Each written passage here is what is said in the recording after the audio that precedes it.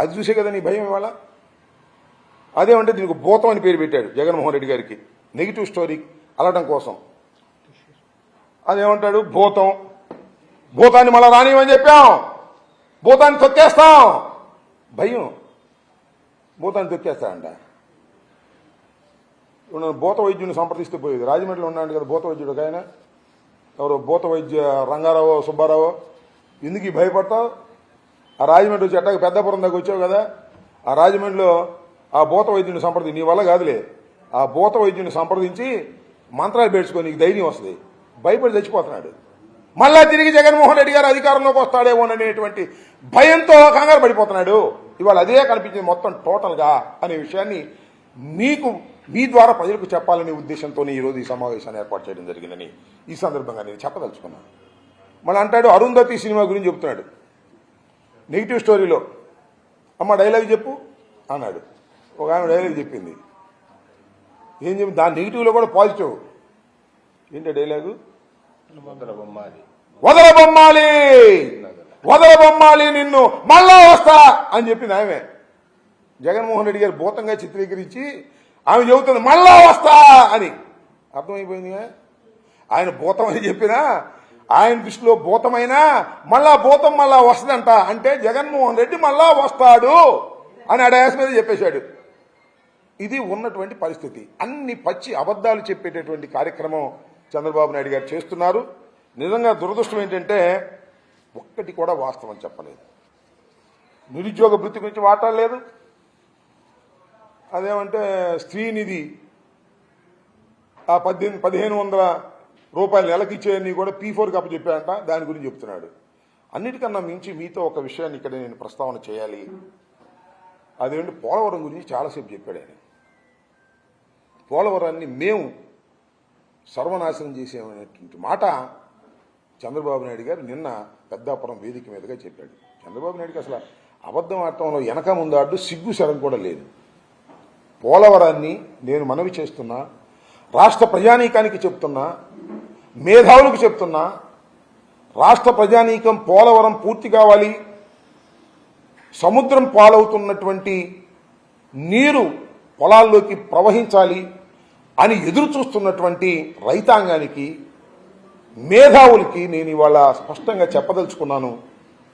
ఈరోజు పోలవరం ఈ దుస్థితికి పడిపోయిందంటే అది చంద్రబాబు నాయుడు గారి యొక్క దుర్మార్గం.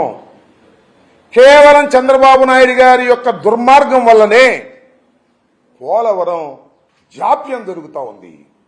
పోలవరం సంక్షోభంలో పడిపోయింది. పోలవరం అసలు పూర్తవుతుందా లేదా అనేటువంటి భావన ఇవాళ రాష్ట్ర ప్రజానీకానికి కలుగుతుంది.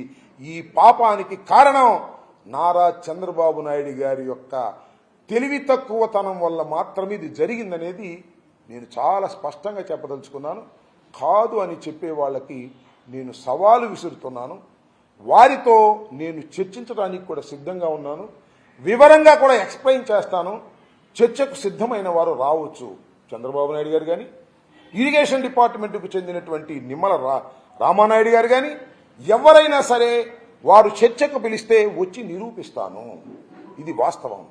మొదటి విషయాన్ని ఏం చెప్తానంటే, ఇది కేంద్ర ప్రభుత్వం చేయవలసినటువంటి జాతీయ ప్రాజెక్టు. కేంద్ర ప్రభుత్వం చేయవలసినటువంటి జాతీయ ప్రాజెక్టుని రాష్ట్ర ప్రభుత్వం తగుదనమ్మా నేను చేస్తానని ఎందుకు వచ్చిందో ఇంతవరకు చంద్రబాబు నాయుడు గారు సమాధానం చెప్పలేదు. కారణం ఒక్కటే, దీనిలో 55,000 కోట్ల రూపాయలు ఖర్చు అవుతుంది కాబట్టి దీనిలో 15,000 కోట్ల రూపాయలు 10 కోట్ల రూపాయలు కాజేయాలనేటువంటి దుర్బుద్ధితో కేంద్ర ప్రభుత్వం చేయవలసినటువంటి జాతీయ ప్రాజెక్టుని చంద్రబాబు నాయుడు గారు తీసుకొచ్చుకుని బిల్లులు చేసుకునే కార్యక్రమం చేశారు. మీరు గమనించవలసినటువంటి అంశం ఏమిటంటే, ఈ సందర్భంగా చెప్పదలుచుకున్నాను, దీన్ని డయాఫ్రమ్ వాల్ మా వల్ల పోయిందని చెప్తున్నాడు. మీరందరూ కూడా వినాలి. చంద్రబాబు నాయుడు గారు నిన్న చెప్తున్నాడు డయాఫ్రమ్ వాల్ జగన్మోహన్ రెడ్డి గారి వల్ల కొట్టుకుపోయింది అని. అందరికీ మనవి చేస్తున్నా, డయాఫ్రమ్ వాల్ వేయవలసింది పూర్తిగా నది డైవర్ట్ అయిన తర్వాత, స్పిల్వే పూర్తయిన తర్వాత, కాఫర్ డ్యాములు 2 పూర్తయి, స్పిల్వే కూడా పూర్తయి, వరదొస్తే ఆ వరదంతా కూడా స్పిల్వే ద్వారా డైవర్ట్ అయిన తర్వాత కాఫర్ డ్యాములు వేయవలసినటువంటి పెద్ద మనిషి స్పిల్వే కంప్లీట్ కాకోకుండా, కాఫర్ డ్యాములు కంప్లీట్లు కాకోకుండా డయాఫ్రమ్ వాల్ వేసి వెళ్ళిపోయారు. ఆ తర్వాత వరద వచ్చింది, స్పిల్వే గుండా వరద వెళ్ళలేకపోయింది. డయాఫ్రమ్ వాల్కి అటు ఇటు వేయవలసినటువంటి కాఫర్ డ్యాములు పూర్తి చేయలేదు. పూర్తి చేసిన తరువాత మాత్రమే డయాఫ్రమ్ వాల్ వేయాలి. ఇది చంద్రబాబు నాయుడికి తెలియదా? నిజంగా తెలియకపోతే ఆయన భగవంతుడే క్షమించాలి. పోనీ తెలిసి కూడా అబద్ధం చెప్తున్నావా? చెప్పని అడుగుతా ఉన్నా నారా చంద్రబాబు నాయుడు గారిని, ఈ రాష్ట్ర ముఖ్యమంత్రిని. 14 సంవత్సరాలు ముఖ్యమంత్రిగా చేసి మళ్ళా 14 మాసాలు ముఖ్యమంత్రిగా చేస్తున్నటువంటి నారా చంద్రబాబు నాయుడు గారిని అడుగుతా ఉన్నా, అయ్యా నారా చంద్రబాబు నాయుడు గారు, స్పిల్వే పూర్తి కాకోకుండా, కాఫర్ డ్యాములు పూర్తి కాకోకుండా డయాఫ్రమ్ వాల్ 400 కోట్లు పెట్టి 480 కోట్లు పెట్టి డయాఫ్రమ్ వాల్ ఎందుకు వేశారు అని అడుగుతా ఉన్నా. ఇది మీరు చేసిన తప్పిదం. జగన్మోహన్ రెడ్డి గారి మీద నెట్టేస్తాడు, వైఎస్ఆర్ కాంగ్రెస్ పార్టీ మీద నెట్టేస్తాడు. మళ్ళీ ఇవాళ 920 కోట్లు పెట్టి మళ్ళీ కొత్త డయాఫ్రమ్ వాల్ వేయవలసిన పరిస్థితి ఏర్పడింది అంటే బికాజ్ ఆఫ్ నారా చంద్రబాబు నాయుడు గారి యొక్క తెలివి తక్కువతనం వల్ల, అశ్రద్ధ వల్ల, డబ్బులు కాజేయాలనే దుర్బుద్ధి వల్ల చేయటం వల్ల మాత్రమే ఇలా జరిగిందనే విషయాన్ని మరొక్కసారి చెప్పదలుచుకున్నాను. ఆయన చెప్పుకుంటాను పోతాడు దొరికిన చోటల్లో అబద్దాలన్నీ కూడా. జగన్మోహన్ రెడ్డి గారికి పేపర్ ఉంది అంటాడు, ఉంది, ఉనకేం చేసిద్ది? అన్ని పేపర్లు నువ్వు మేనేజ్ చేసుకుంటుంటే, నీ వాళ్ళతో పేపర్లు పెట్టుకుంటే, ఆంధ్రజ్యోతి, ఈనాడు, TV5,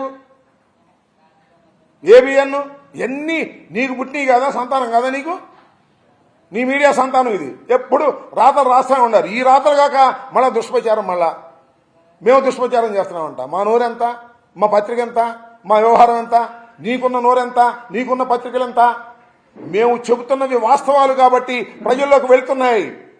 ప్రజల్లోకి వెళ్తున్నాయి కాబట్టి నీకు ప్రభ తగ్గుతా ఉంది, జగన్మోహన్ రెడ్డి గారికి ప్రభ పెరుగుతూ ఉంది. సింగపూర్ వాడు చెప్పినా, దావోస్ వాడు చెప్పినా, ఏ ఇండస్ట్రియలిస్ట్ చెప్పినా గుడ్డిగా చెప్పడు, సర్వే చేయించుకుంటాడు. ఎలా ఉంది 15 మాసాల్లో ఈ రాష్ట్ర ప్రభుత్వం? సర్వే రిపోర్ట్ తెప్పించుకుంటాడు, చదువుకుంటాడు. ఓహో, ఈ రాష్ట్ర ప్రభుత్వం అయిపోయింది దీని పని. 15 మాసాలకే ఈ రాష్ట్ర ప్రభుత్వం పనులు చేయలేదు, దూరం అయిపోయింది ప్రజలకి, ప్రజలు వ్యతిరేకం అయిపోయారు. కాబట్టి మళ్ళా ఈ ప్రభుత్వం రాదు కాబట్టి జగన్మోహన్ రెడ్డి గారు అధికారంలోకి వస్తాడు. కాబట్టి ఈ చంద్రబాబు నాయుడు చెప్పినట్టుగా ఈయన మనం పెట్టామంటే మళ్ళీ ఆ ప్రభుత్వం వస్తే ఏం డిసిషన్ తీసుకుంటారే, తూచి మేము రాము అనే మాట మాట్లాడుతున్నారు. Is clear. అది నువ్వే చెప్తున్నావు, మేం కాదు. ఇది ఎవరో చెప్పటలా, ఏ పత్రికలు చెప్పటలా. ఒక్కసారి చంద్రబాబు నాయుడు గారు ఉపన్యాసాన్ని పరిస్థితి అర్థమైపోద్ది. కాకపోతే మమ్మల్ని దెయ్యం అంటున్నాడు, భూతం అంటున్నాడు కానీ జగన్మోహన్ రెడ్డి గారిని అలా చెప్పి ప్రజల్ని మభ్యపెట్టాలనుకుంటున్నాడు కానీ జగన్మోహన్ రెడ్డి గారిని మేము ఎంత తొక్కినా మళ్ళీ అధికారంలోకి వచ్చేస్తాడు అని క్లియర్గా చెప్పేస్తున్నాడు చంద్రబాబు నాయుడు గారు. ఇది వెరీ క్లియర్. మీరు నిన్న మొత్తం ఉపన్యాసాన్ని ఆద్యాంత పరిశీలించండి. భయపడిపోతున్నాడు. మళ్ళా తిరిగి జగన్మోహన్ రెడ్డి గారు వచ్చేస్తున్నాడు, కానీ నేను పవన్ కళ్యాణ్ కలిసే ఉంటాం, నేను బీజేపీ కలిసే ఉంటాం అని చెప్పుకుంటున్నాడు. మధ్యలో పవన్ కళ్యాణ్ గారి పేరు చెబుతున్నాడు. ఎక్కడ భయపడి మళ్ళీ పవన్ కళ్యాణ్ గారు దూరం అయిపోతాడు. ఏం దూరంగా అవసరం, మీరు ఎంత కలిసి కట్టుగానే ఉన్నాం, మాకేం అభ్యంతరం లేదు. ఇందాక చెప్పాను కదా, 49.37 మాకు వచ్చింది, నీకు వచ్చినప్పుడు 49.17 39.17 వచ్చిన నువ్వే రివైవ్ అయితే మేము ఎందుకు రివైవ్ కావు అనేది సత్యమైన విషయం, నీకు తెలిసినటువంటి అంశం. మళ్ళా తిరిగి జగన్మోహన్ రెడ్డి గారు అధికారంలోకి వచ్చే అవకాశం ఉన్నది అనేది చాలా స్పష్టంగా ప్రజలకు అర్థమవటం, మాకు అర్థమవటం, మా కాన్ఫిడెన్స్ పెరగటం కాదు, నీకు కూడా అర్థమైంది, నీకు కూడా భయం వేస్తుంది. వెళ్ళిన చోటల్లా జగన్మోహన్ రెడ్డి గారి కథలన్నీ చెప్తున్నాడు. అసలు అపోజిషన్ ఉన్నవాడు ఏం చెప్పాలండి? మేము చెప్పాలి చంద్రబాబు నాయుడు గారి అవినీతి గురించి, చంద్రబాబు నాయుడు గారి గురించి మేము చెప్పుకోవాలా? పవర్లో ఉన్నవాడివి ఎన్ని చెప్పుకోవాలి? నువ్వేం చేస్తున్నావో చెప్పుకోవాలి, నీ ప్రభుత్వం ఏం చేస్తున్నావో చెప్పుకోవాలి. ఇవన్నీ మానేశాడు జగన్మోహన్ రెడ్డి గారు. దుర్మార్గుడు, అన్యాయస్తుడు, గులకరాయి, కోడి కత్తి, అక్కడ ఏదో సింగయ్య టైర్ ఎక్కింది, సిబిఐ ఎంక్వైరీలో ఉందేమో మన వివేకానంద రెడ్డి గారి హత్య, ఇవన్నీ చెప్పుకొస్తున్నాడు. ఇవన్నీ ఎప్పుడు పాత కథలు కదా, నాకు అర్థం కాల. అవన్నీ ఎందుకు, నువ్వేం చేస్తున్నావు చెప్పు ప్రజలకి, అవి చెప్పలేడు. ఇక్కడ నుంచి తిరుపతి పంపిస్తానంట, మధ్యలో అన్న క్యాంటీన్ దగ్గర దిగి భోంచేయాలంట. ఎంతమంది భోంచేయాలి నాకు అర్థం కాల. అన్ని కథలు చెప్పి మోసం చేసే ప్రయత్నం చేస్తున్నాడు. నేను చెప్పదలుచుకున్నది ఒక్కటే, చంద్రబాబు నాయుడు గారి గుండెల్లో గుబులు బయలుదేరింది.